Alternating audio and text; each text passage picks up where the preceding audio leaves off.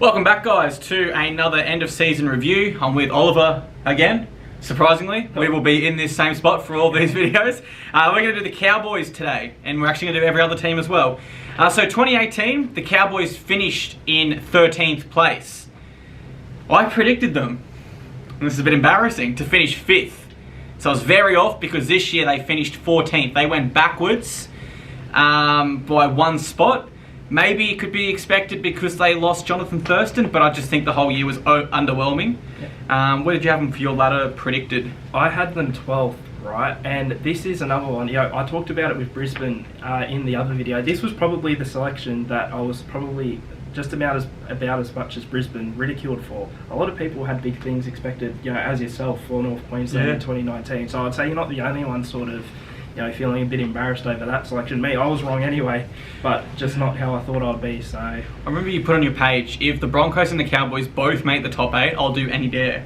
Yeah, you were that confident. I was that confident, and I almost got it. I mean, yeah, the Broncos made scraped in, but anyway, we move on, and I've not had to do any dares. Lucky, someone actually said to me, because I had Manly finishing last, that if they made the top 8, I should do a dare instead, and I said no to that. So thank God. Yeah. Desi has her. Bloody Des. Season highlight for me.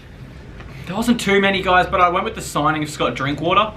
I think he's a fantastic young footballer, and I think he'll only continue to build and get better. I don't really see him regressing or going backwards in his career. He's young, he's fast, he's exciting, he can play in the halves. Yep. He's the highlight for me. My highlight was specifically the game against the Roosters at Central Coast Stadium, 15-12, just because of the gutsy effort they put in, and probably the side they were coming up against as well. Definitely. So that's got to be the highlight for me for the North Queensland Cowboys. Well, that's actually my low light because that was the first leg of my multi. But my actual low light was so many close losses this year, Cowboys fans. You were rarely flogged. Yes, you never finished a Cowboys game going, oh, they were really crap. Well, you did, but you didn't always say they were really crap today. You said, damn it, we were close again. So here we go. Inability to close out matches, 8 games lost by 8 or less points. Now, 8 points is a little high. I believe it was like 6 by 6. So, we're talking 1 try here in conversion. But if they turn those games around, Oz, they finish top 4.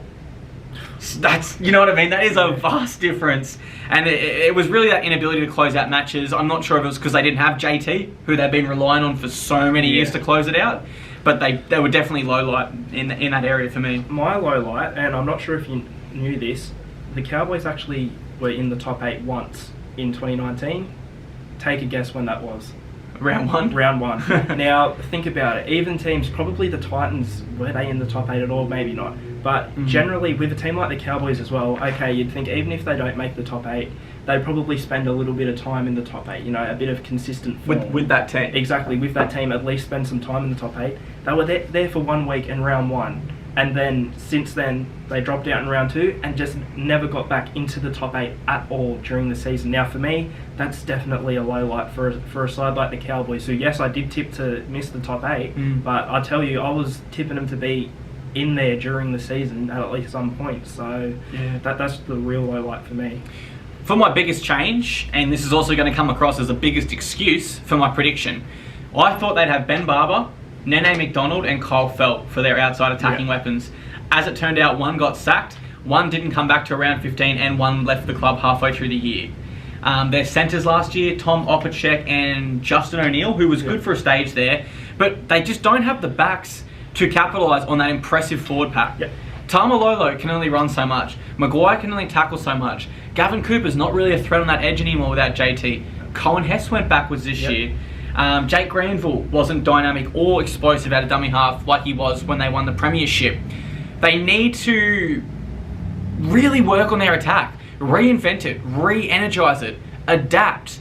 They have such a powerful forward pack that, once Tamalolo gets on the front foot, there is so much room and opportunity for these men to strike. But they just need to capitalise on the platform that is consistently laid for them. I think if the Roosters had the forward pack Cowboys have, with Tamalolo, Cohen Hess playing his best, McLean, Matty Scott, I think the Roosters would win most games 40-0. Yeah, because they know how to use them, and they've got that back line to really the Mitchell on the back of that, Joseph Manu. You got Cooper Cronk getting the Yep. balls to Gavin Cooper. You know Yep. what I mean? Yeah. So yeah, I think it's their attack. Well, I've gone back 5 specifically, which is pretty much what you said. So what I want to say is, how have we not heard rumours that the Cowboys are talking to Corey Oates yet? Like, for me, that is, okay, yes, they've signed Esan Masters, but I still need to see a bit more. I was doing a post, I believe, the other day for Series about rugby league, a little bit of a plug there.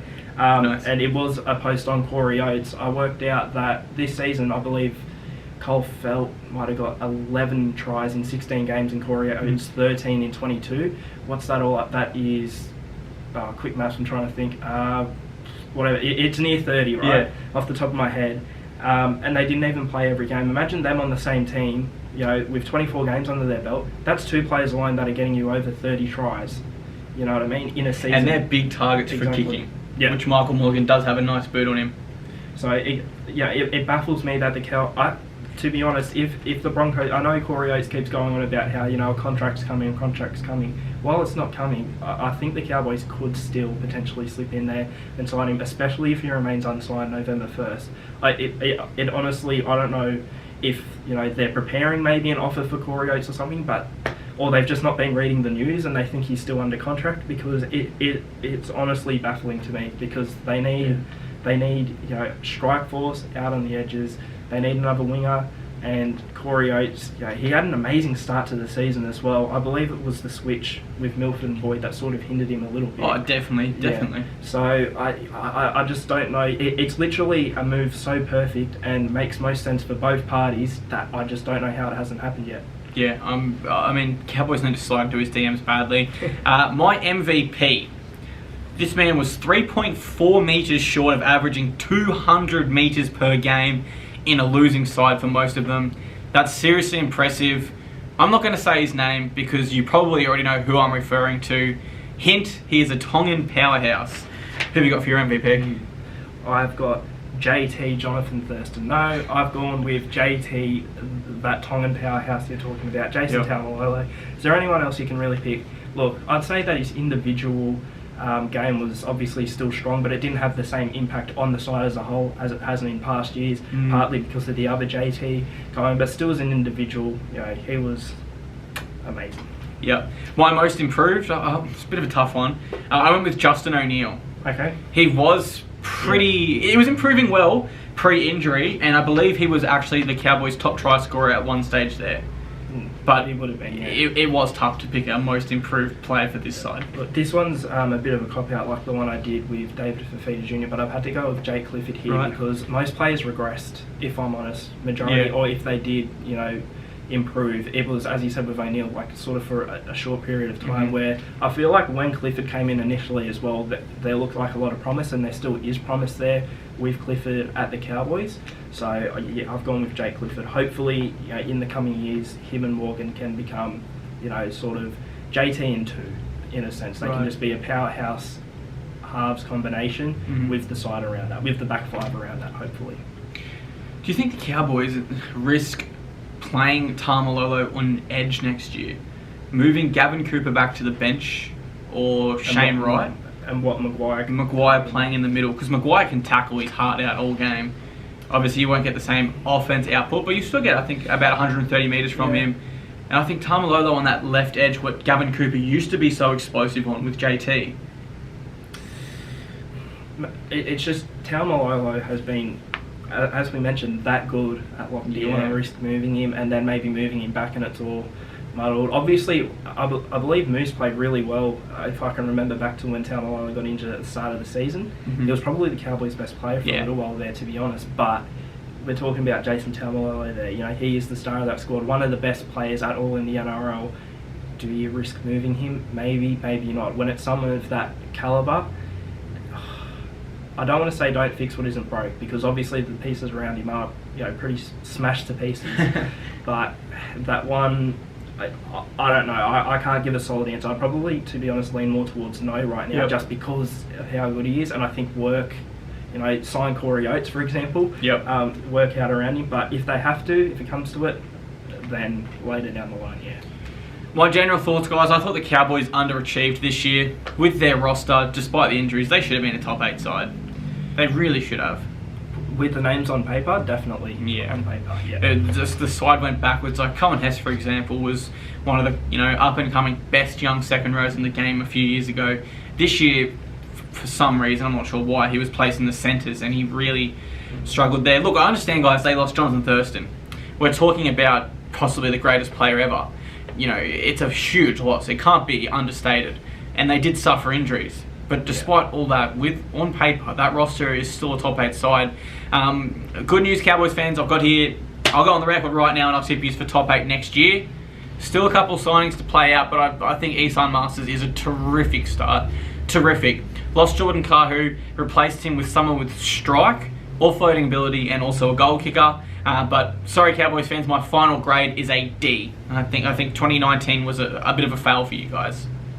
Yeah, just on 2020, what you were saying, I've actually right now, based off the squad right now, I've got them around the bottom 4. I need to see, Corey Oates would be a good one. Yep. And maybe a couple more signings. And, my general thoughts, not only is it the back 5 that needs to improve, it is that forward pack, because on paper it's an amazing forward pack. We need to see Gavin Cooper, try and reinvent himself a bit without JT there. We need to see Cohen Hess sort of step up a bit more as well, that forward pack, because we can't just rely on Taumalolo to, chew up so many metres in a game, because it obviously doesn't work as well for the team anymore, because the other players aren't stepping up, especially in that forward pack. So I think we need to see, a couple of signings in the back line and the forward pack to really stand up in 2020. Even Bolton and Scott are 2 huge losses for him. Oh, definitely. All right, Oz says they'll make the top 8. I won't make the top 8, sorry. I say they will make the top 8. Interesting year ahead for the Cowboys, but we both pretty much agree this year was a fail. Yep, D as well. Perfect. There you go.